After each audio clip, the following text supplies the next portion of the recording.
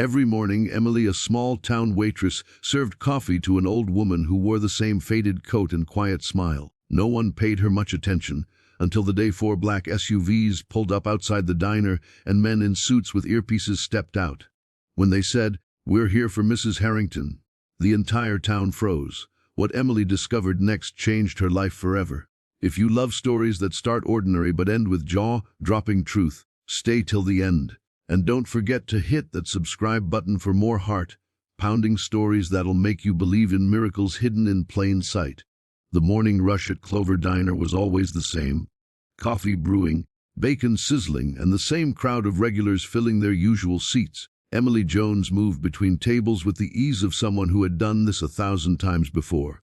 Her apron was always spotless, her hair neatly tied back, and her smile, though tired, was genuine. She'd been working here since she was 17, saving every dollar to one day move out of her small Pennsylvania town and open her own cafe. But there was one customer who always stood out to her, an old woman named Martha.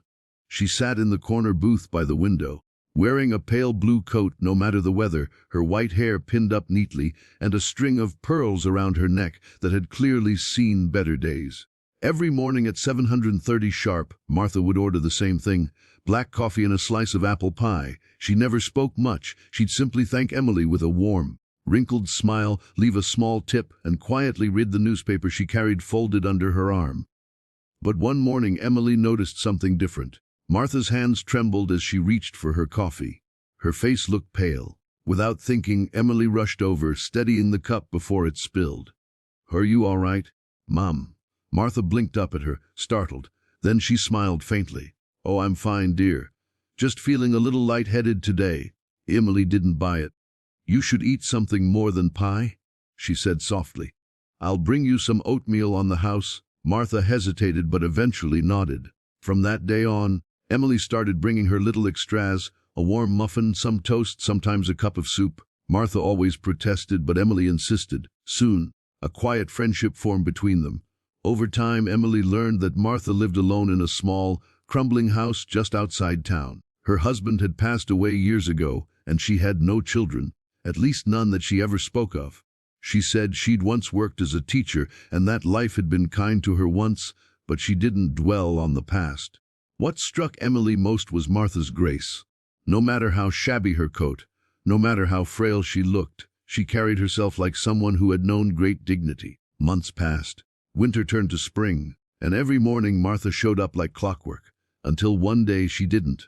Emily noticed immediately. The corner booth sat empty, the coffee cup untouched. Something in her gut twisted. Maybe Martha was sick, she thought. Maybe she just overslept. The next morning, still no sign of her. By the third day, Emily couldn't shake the worry. After her shift, she asked her boss, Charlie, if she could take an early leave. She drove down the narrow, cracked road to where Martha had said she lived. The house looked like it had been forgotten by time. Paint peeling, the porch sagging, and weeds growing tall. Emily knocked, but no one answered. She hesitated, then peeked through the window. Inside, everything was neat, too neat.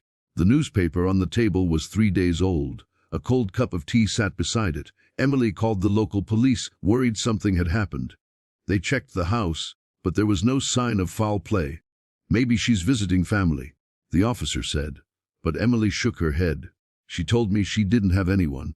For days, the town buzzed with quiet speculation. And then, out of nowhere, Martha reappeared. It was a week later. The bell above the diner door chimed, and there she was, wearing the same blue coat. But she looked different. Her hair neatly styled, her cheeks pink, her eyes bright. Emily gasped, "Martha?" "I was so worried." The old woman smiled. "I had to go away for a few days, dear. But I'm all right now." Emily sat across from her, relieved but curious. "Where did you go?" Martha hesitated. "Just took care of some old matters." Something about her tone felt strange, but Emily didn't push it. That night, when Emily cleaned up the diner, she found a small envelope on Martha's booth. Inside was a folded piece of paper and a crisp $100 bill. The note read, "Thank you for your kindness. You reminded me that good people still exist." Emily stared at it, speechless. Why would Martha leave that? The next morning brought answers, but not the kind she expected. Just as Emily was setting the tables, she heard the sound of engines outside. She looked up and saw 4 black SUVs pulling into the parking lot. Men in dark suits stepped out, each wearing earpieces. One of them walked in, his presence commanding immediate attention. "Excuse me," he said, scanning the room. "We're looking for a woman named Martha Harrington." Emily froze. "Martha? She's a regular here. Is something wrong?" Before the man could answer, the door opened again, and in walked Martha. But she wasn't the frail old woman Emily knew. She wore a tailored coat, pearl earrings gleaming, her posture straight as a ruler. The men immediately straightened, almost bowing their heads. Everyone in the diner went silent. Emily's mouth fell open. "Martha," she whispered. The old woman turned and smiled. "Hello, dear." The man in the suit stepped aside as another woman entered, this one holding a briefcase. "Mrs. Harrington, everything is ready," she said respectfully. Emily's mind spun. "Mrs. Harrington." The lawyer turned to Emily. "Miss Jones, Mrs. Harrington would like a private word with you." Emily followed them, dazed, to the corner booth. Martha, or Mrs. Harrington, reached across the table and took Emily's hand. "I owe you an explanation," she said softly. "You see, I wasn't entirely truthful with you. I didn't live in that little house. It belonged to my groundskeeper. I've needed to step away from my life for a while." Emily blinked, confused. "What do you mean?" Martha smiled faintly. "I'm the widow of Henry Harrington. My husband owned Harrington Industries." Emily's heart nearly stopped. Harrington Industries was a massive company, one that practically ran half the state's economy. "But why pretend to be someone else?" "Because I wanted to see the world as it really is," Martha said. "When you have wealth, people treat you differently. They see what you can give them, not who you are. But you were kind to me when you thought I had nothing." Emily sat in stunned silence. "I came to this diner every day because it reminded me of my late husband's first restaurant." Martha continued. "He started small, just like you. And when I met you, I saw the same fire in your eyes." A tear welled in Emily's eyes. "I didn't do anything special. I just didn't want you to feel alone." "That's exactly why you're special," Martha said, squeezing her hand. Then she opened her purse and pulled out a sealed envelope. "Inside, this is something I want you to have." Emily hesitated but took it. "What is it?" Martha smiled. "A beginning." Before Emily could ask more, the men escorted Martha out. As they left, the lawyer turned back and said, "Mrs. Harrington will be in touch soon." For a week, Emily couldn't stop thinking about it. She barely slept, replaying the moment over and over. Finally, she gathered the courage to open the envelope. Inside was a check and a letter. The check was made out to her for $250,000. Emily nearly dropped it. Her hands shook as she read the letter. "Dear Emily, you once told me your dream was to own your own cafe. Dreams are only as strong as the people who believe in them. Consider this a gift, not for your kindness, but for your heart. Use it to build something beautiful. I'll be watching with pride. Martha Harrington." Emily burst into tears. News spread like wildfire. The girl who worked at the Clover Diner had been given a small fortune by a mysterious old woman who turned out to be one of the wealthiest widows in the state. Reporters came. The town buzzed with disbelief. But Emily stayed humble. She didn't flaunt the money. She used every penny wisely, renting a small space downtown, painting the walls herself, and opening Martha's Place, a cozy cafe dedicated to her friend. A few months later, on opening day, the place was packed. As Emily poured coffee for the first customer, she glanced at the framed photo on the wall, a picture of her and Martha smiling together at the diner. Below it was a plaque that read, "Kindness never goes unnoticed."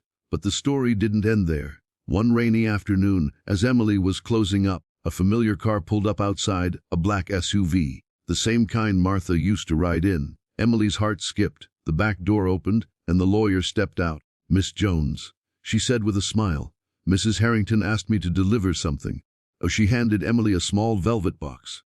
Inside was a delicate gold necklace with a charm shaped like a coffee cup, and a note that read, "For every cup you serve, remember, you changed someone's world." Emily clutched it, tears filling her eyes. Months later, Emily received one final letter. Martha had passed away peacefully in her sleep, but she left behind a foundation in Emily's name, the Jones Harrington Trust, to fund scholarships for young women who wanted to start small businesses. Emily couldn't believe it. The old woman she'd once fed oatmeal to had changed not just her life, but hundreds more. Years passed. Martha's Place became more than just a cafe. it became a symbol of hope.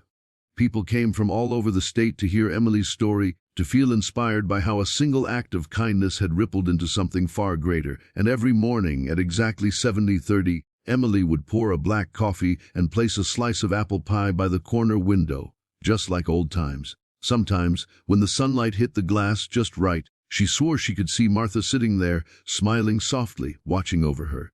Because in the end, kindness doesn't just change one life, it creates a legacy. And Emily Jones became living proof of that. If this story touched your heart, don't forget to like, share, and subscribe for more true life tales that remind us of the power of kindness and the beauty hidden in everyday moments. Tell me in the comments, where are you watching this from? Which part of the country are you in right now? I'd love to know where our community of storytellers is growing from.